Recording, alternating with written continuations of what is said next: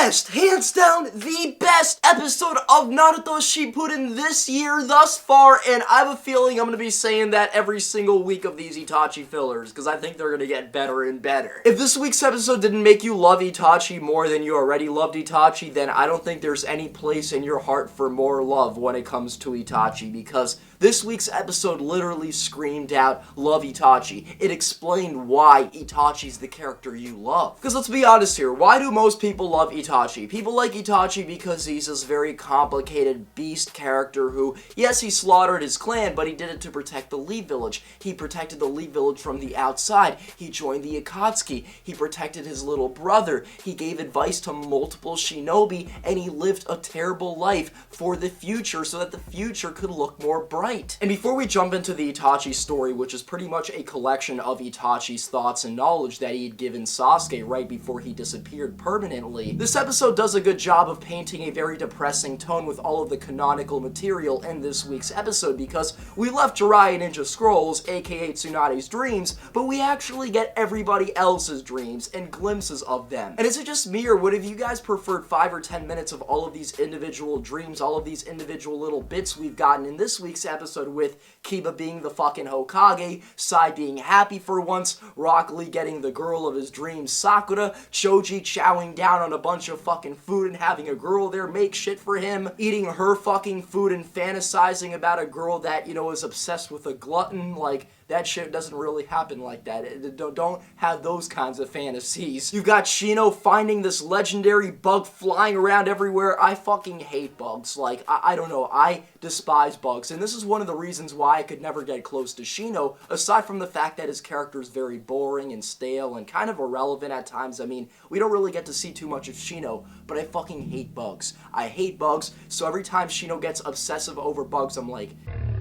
We got Kankuro there building the ultimate puppet on some Gundam shit. Like, what if the Naruto world took that turn? I mean, that thing looked like a combination of like a Gundam and a fucking mech from Yu-Gi-Oh! Or something. I don't know. And to fall back in line when I say that these individual dreams paint a depressing tone, at their core, all of these dreams have a message. All of these characters have a flaw in their life that these dreams fill, a void that these dreams fill. The Shinobi world is fucked up, just accept that shit. So that's one of the really depressing tones of this week's episode. What really got to me was Gaara's dream. Gaara had a very fucked up and terrible childhood. He couldn't trust anybody. He used to kill little kids off because his life was so bad nobody understood him. And in his dream, he pretty much has a family. He's playing with Naruto. He's running around outside, but it's only temporary. It's not permanent. It's not real. Madara's playing with that fucking hustle. The only shinobi that I don't mind being stuck in Infinite Tsukiyomi is Kiba, because his life isn't going anywhere. The motherfucker's better off stuck in some dreams. Dude's ordering his entire village to get a dog. Like, what a noble fucking cause. Maybe your dream should be fucking Akamaru taking a big giant piss on you R. Kelly style. Maybe Akamaru will fuck you doggy style. Maybe then you'll make an international get fucked by your dog doggy style day. Alright.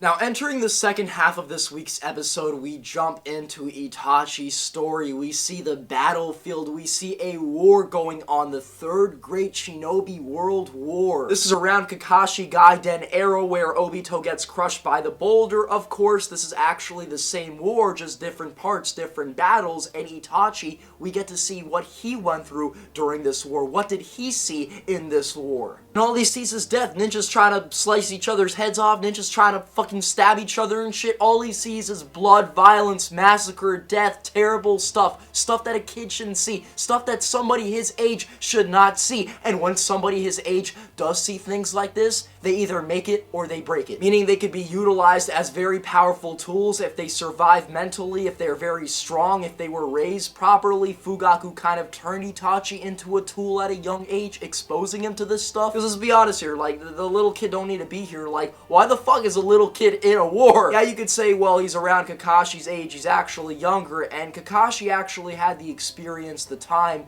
to go out there and fight in these battles. Itachi should not be seeing any of this. And that scene was the trigger. When we saw Itachi helping that foreign shinobi in the war, giving him some water, he was dehydrated, he was dying there and begging for any help. He saw this little kid helping him, giving him water, but he also saw some ninja tools. He realized that he wasn't a part of his village, so he attempted to actually kill Itachi, and it's like, You fucking spineless, gutless fuck. Itachi's view on everything changed, and keep in mind, he was already an Uchiha, he's already very skilled. I mean, he has the natural prowess that so many other kids his age simply don't have. Now, he has the circumstances that all these other kids his age do not have. He's trying to make out the difference between life and death. He's trying to understand life. What's the meaning of life? What's the meaning of death? And kids his age shouldn't be asking those questions. I know I fucking wasn't. He became the embodiment of an adult in a child's body, so there's 3 things that actually led Itachi to being the skilled shinobi he is today. Well, until he died, of course. He was exposed to death at a very young age by Fugaku, his father. Kind of fucked up if you ask me, but I mean, I guess it's war, technically. Number 2, talking to Orochimaru. I swear, Orochimaru just being planted into the fucking episode of depressed fucks. Orochimaru's always had this nihilistic, kind of zen-like view of life, very meaningless. You know, there's no point to it unless you can live an eternal life, and then you have a goal, and then there's meaning to it. So you got this young boy Itachi who's seen death, and now he's asking Orochimaru, a fucked up individual, what's the meaning of life? And then Orochimaru replies, there is none. I thought the fuck was gonna kill himself. Like, I thought Itachi was gonna jump off of that cliff and he was trying to die. I'm not even gonna lie, but it turns out he was just trading there. He jumped off. He was stopping his fall with the friction of the kunai, scraping that shit alongside the wall. I will survive.